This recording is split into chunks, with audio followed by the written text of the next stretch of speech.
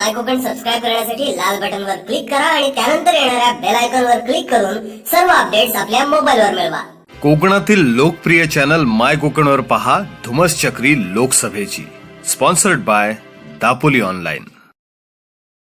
राज्याचे माजी मुख्यमंत्री नारायण राणे यांनी पुन्हा एकदा शिवसेनेवर जोरदार प्रहार केला. रत्नागिरीतल्या आपल्या निवासस्थानी आयोजित केलेल्या पत्रकार परिषदेमध्ये त्यांनी विविध विषयांवर आपली मते मांडली. देशात परत भारतीय जनता पक्षाचं सरकार येऊन मोदी पंतप्रधान होतील. उद्धवच्या बोलण्याला आणि आश्वासनाला काय किंमत नसते. काल बोलतो तर आज ठाम राहत नाही. नाणारच्या बाबतीमध्ये जमीन संपादित त्यांच्याच मंत्र्यांनी MIDCची तर्फे केली. परवानगी सर्व त्यांच्याच मंत्र्यांनी दिल्या. नाणार आणण्याची मागणी आनंद गीते आणि विनायक राऊत यांनीच केली. नाणार कोकणात आणा म्हणून आणलाही इथे त्यांनी. जेव्हा आमचा विरोध त्यांनी पाहिला, आमच्या बाजूला जनता येते पाहिलं आणि त्याच्यामुळे त्याला वाटलं की आता आपलं काय खरं नाही आणि म्हणून कोलांडी उडी मारली. आता उद्या कुठेही कोकणात जर द्यायचं म्हटलं तर आम्ही विरोध करणार. सुप्रिया केमिकल दोडे वर्षण कारखाना आहे. 400 माणसं आहेत. परमनंट किती 40 फक्त. 360 कॉन्ट्रॅक्टवर 360 कॉन्ट्रॅक्टवर आहेत. आणि कॉन्ट्रॅक्टर कोणाची तर 8 शिवसेनेच्या नेत्यांची हे काम करतायत. कॉन्ट्रॅक्टवर ठेवून जे विचारात परमनंटला 50 पगार असेल तर टेम्पररीला 15 कॉन्ट्रॅक्टवरच्या 15 रुपये बाकीचे यांच्या घरात जातात. असं शोषण चाललंय. मराठी माणसाच्या न्याय हक्कासाठी ते कंपनीत मराठी माणसं नाही मग डायरेक्ट का नाही भरती करत? हा मालक कोणाबरोबर फिरतो, कोण मित्र आहेत? म्हणजे कामगारांचं शोषण करायचं हे मंत्र्यांना पण चालतं आणि मंत्र्यांच्या आशीर्वादाने चालतं. रामदास कदमच्या आशीर्वादाने. दीपक केसरकरला आधी राजकारण कळतं का? मी राजीनामा देण्याचं कारण काय येतं? काय कारण येतं? मी काय कधी मोकळा नव्हतो. आमदारकीचा राजीनामा देऊन मी बाहेर पडलेलो आहे. तेव्हाही आमदार होतो, MLC होतोच. त्यामुळे मी दखल घेत नाही. दीपक केसरकर आणि विनायक राऊतच्या टीकेची दखल मी घेत नाही. त्यांची खालच्या तऱ्हेची आणि ते त्या पदाला आधी लायक आहेत की नाही त्यांनी तपासून पाहावं. कोणी टीका केली तर आम्ही काय गप्प बसणार? आम्ही पण टीका करणार ना. पण टीका त्यांनी करू नये असं मला वाटतं. BJPच्या लोकांनी करणार नाहीत सहसा. लोकांचा जो प्रतिसाद आहे हा प्रतिसाद पाहता मला वाटतंय मतदार यावेळेला परिवर्तन करण्याच्या माध्यमातून यावेळेला निलेश राणेला निवडून देतील. उमेदवाराची तुलना करता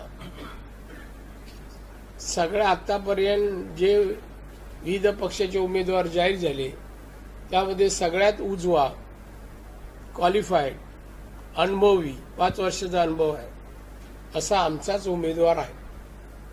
आणि लोकांना तो पसंत पडेल. लोक त्याला मतदान देतील यावर माझा विश्वास आहे. हे बघा, सरकार कमी पडत नाही, स्थानिक लोकप्रतिनिधी कमी पडतात. लोकप्रतिनिधी किती प्रयत्न केले, किती आंदोलनं केली. इथली बेकारी जावी, चांगली कारखानदार यावी. आज लोटे परशुरामला काय अनुभव आहे तुमचा तिकडून येताना जाताना? रोगराईचं प्रमाण किती वाढलेलं आहे. पण त्यामुळे केमिकल कारखाने सोडून इथे आणण्याचा प्रयत्न कधी शिवसेनेने केलाय? आंदोलन केलेले आहेत, आलेले आहेत, त्याला छळायचं काम करतायत हप्तेबाजीने. कॉन्ट्रॅक्टर लोकांना छळायचं काम करतायत. औरंगाबादला एक भरले सुभाष पाटील म्हणून, अजून या 2 दिवसात 3 दिवसात पाहतोय. आपण मुंबईत एखादा उमेदवार उभा नाही, मुंबईत नाही. मुंबईत लोकसभा लढवणार नाही. पण जिथं देणार ते सेनेच्या विरोधात देणार. हा? जी देणार ते शिवसेनेच्या विरोधात होते. स्वयंरोजगारासाठी आम्ही फार मोठा प्रयत्न करणार आहोत. रोजगार, महिलांच्या उद्योगासाठी आम्ही प्रयत्न करणार आहोत. प्रक्रिया उद्योग इथे मोठ्या प्रमाणात सुरू व्हावे, या ठिकाणचे जे फळ आहेत त्यांच्या आधारावर प्रक्रिया उद्योग सुरू व्हावेत आणि महिलांना रोजगार द्यावा, असे वेगवेगळे उपक्रम जे सिंधुदुर्गात आम्ही राबवतोय, जेणेकरून सिंधुदुर्गाचं दरडोई उत्पन्न वाढलं, त्याच धर्तीवर आम्ही रत्नागिरीत चालू करणार. एक तर बेकारी आहे, बेकारीचा प्रमुख मुद्दा आहे. दुसरा, इन्फ्रास्ट्रक्चरमध्ये पाणी आणि रस्ते, हे आमचे प्रामुख्याने विकासाचे 2 मुद्दे आहेत आणि लोकांची गरज या बाबतीत आम्ही प्रयत्न करणार. मच्छीमारांचा पण आम्ही प्रश्न, तुमच्या 3 मध्ये मच्छीमार पण हा प्रामुख्याने प्रश्न आहे. मच्छीमाराला एलईडीची जी मच्छीमारी होते त्यामुळे मच्छीमाराला, स्थानिक मच्छी ट्रॉलर धारकांना मासेच मिळत नाही आणि त्यामुळे ते स्वतः ट्रॉलर वर काढलेले आहेत.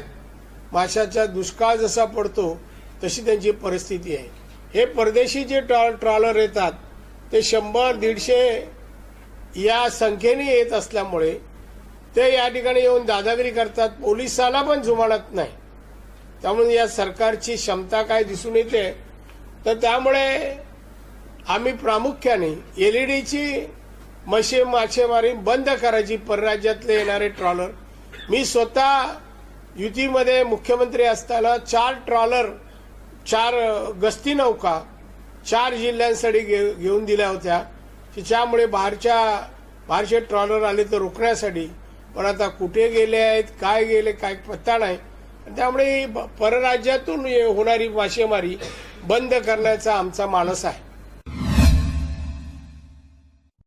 हे जे अन्याय होतोय, मच्छीमार होतोय, बागायतदार होतोय, बागायतदारांना नुकसान भरपाई मिळत नाही, गेल्या वर्षीची अद्याप मिळाली नाहीये, विम्याचे पैसे वेळेवर मिळत नाहीये. हे प्रामुख्याने प्रश्न खासदारांनी, लोकप्रतिनिधी, आमदारांनी मिळून सोडवायचे असतात. पण इथल्या खासदाराला वेळ नाही अशा कामात. आज ठिकठिकाणी तुम्ही जे म्हणता दोन्ही प्रश्न एवढे महत्वाचे आहे, बागायतदारांचे आणि फिशरीजचे. हे एवढ्या मोठ्या संख्येने बागायतदार आणि फिशरीज या जिल्ह्यात आहेत, उदरनिर्वाहाचं साधन आहे. पण हे दोन्ही प्रश्न आम्ही लावून धरू. कोकणातील लोकप्रिय चॅनल माय कोकणवर पहा धुमस चक्री लोकसभेची, sponsored by Dapoli online. My Konkan subscribe करण्यासाठी लाल बटनवर क्लिक करा आणि त्यानंतर येणाऱ्या बेल आयकॉनवर क्लिक करून सर्व अपडेट्स आपल्या मोबाईलवर मिळवा.